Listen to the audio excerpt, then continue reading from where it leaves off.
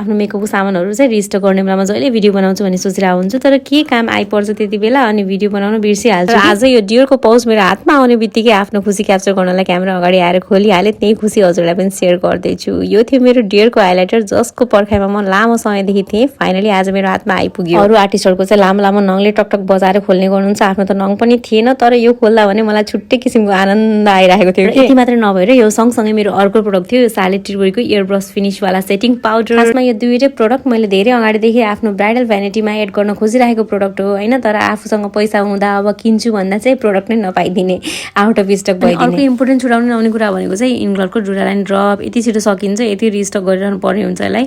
अनि अरू भनेको यो लोरियलको लिपस्टिक सेटिङ स्प्रे अनि एनवाइएक्सको लिप ग्लसहरू अनि लिप लाइनरहरू अनि केही मेबलिनको लिपस्टिकहरू लिएको थिएँ।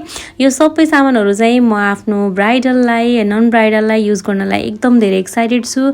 यदि हजुरहरू पनि एक्साइटेड हुन्छ छिटो छिटो बुक गर्नु होला। मङ्सिरको लागि चाहिँ अलमोस्ट बुकिङ प्याक हुन लागिसक्यो।